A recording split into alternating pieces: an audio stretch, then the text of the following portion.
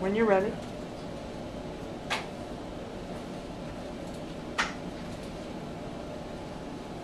Okay, hello everyone.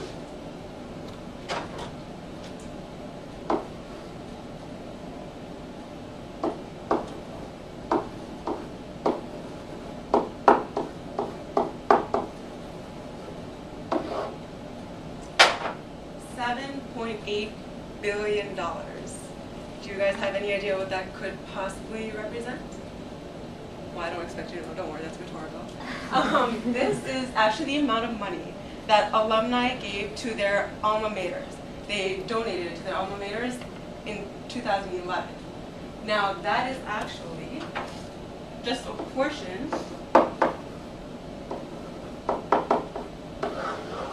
of $30.3 billion that was given in total to colleges and universities in 2011. Now, who wouldn't want a piece of that pie? Do you guys not want a part of $30.3 billion? I know I do.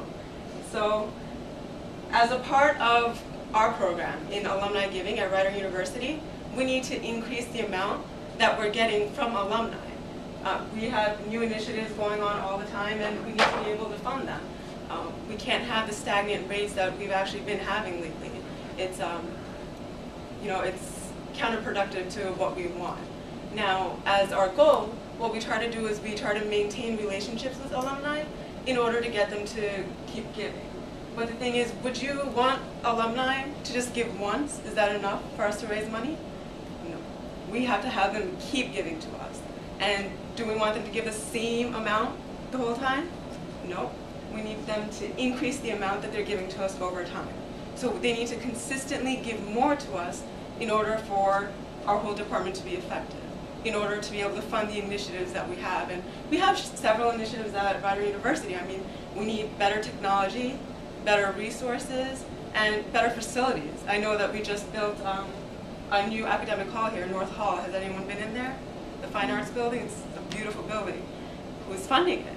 The majority of that comes from alumni. So we've actually not even finished actually paying that off yet. So that's one of the things that we need to discuss. So a couple of things, or a few things that we're going to go through today on the agenda. I know I passed it out to you guys. Fundraising goals and where we stand now, the current methods of fundraising that we use. Right now, I can tell you that you all probably know, we just do general networking events with our alumni across the country or even locally. What we do is, hold dinners or luncheons, and it's nice, it's not bad at all, but sometimes you want to change it up a little bit. Things get boring, right? Nobody likes being boring. So that's something that we're going to look at as well. And we have a few upcoming events that I'll discuss, and possibly some alternatives that I mentioned to not be so boring. Now, one of our first events that we'll have this year is actually in Seattle.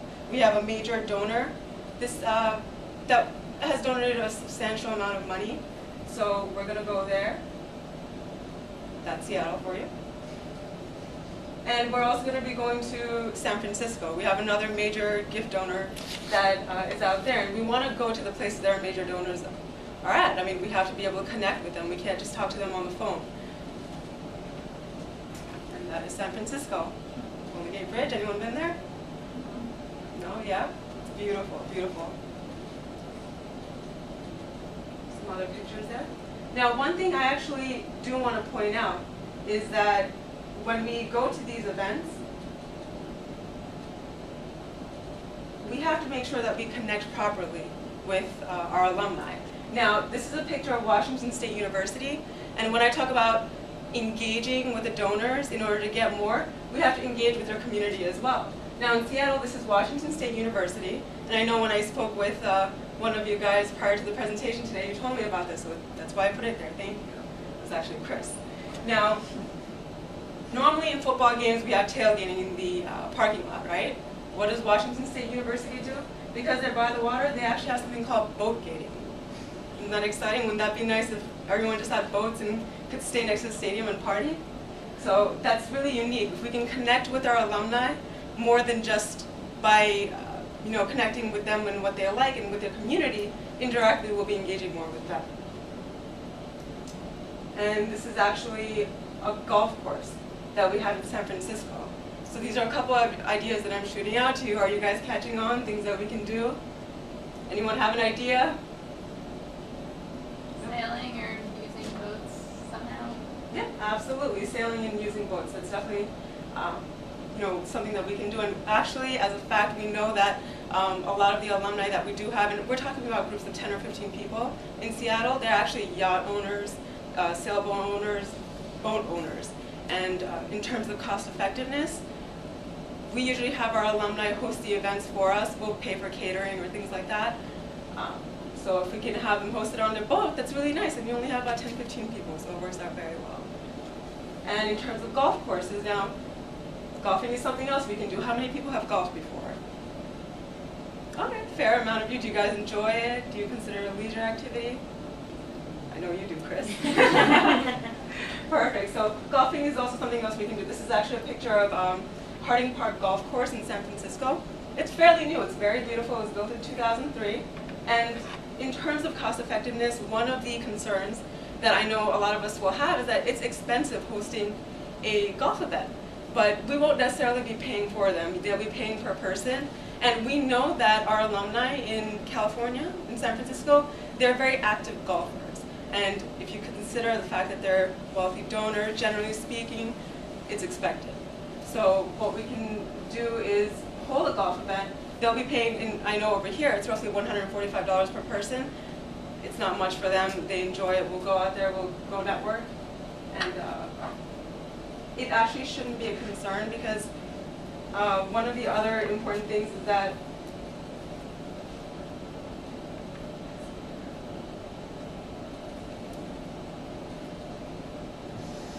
I'm going to play a video here. Hi, this is Paul Porter from Golf Digest Planet. Forgive me if it's boring. Today we are going to talk about why you should consider a fundraising golf event for your organization. USA Today recently reported that $3.5 billion will be raised for fundraising golf events in 2009. $3.5 billion. These are much needed funds for nonprofit organizations and local causes. The $3.5 billion total is proof that golf events do work as a fundraising tool. They work. Is a fundraising golf event right for your organization? Well, first of all, understand that organizing and executing a successful fundraising golf event is hard work. However, the benefits can be substantial if you do it right, and there are tools to help you succeed. We can do it. Here are some reasons to consider a golf event for your group. First of all, to raise money. A well-organized event can raise funds for your group. If this is your first event, the amount you raise will be moderate. But done correctly, you can build momentum for future years. Many events are held year after year and continue to increase the amount they raise. It's important to listen to Golf these events guys. are a great way to keep your supporters involved in your organization outside of the traditional ways. Supporters are involved in planning the event, and supporters spend a full day with your group on the actual day of the event. It is networking at its best, and an important reason why you hold a golf event. Finally, you have the opportunity to introduce your organization or cause to a large group of potential supporters. Many of the golfers who attend your event will be guests of your supporters or sponsors. They may not know anything about the work you do. Set up your event properly, and you have the opportunity to add supporters to future events and activities you have in support of your group. Okay.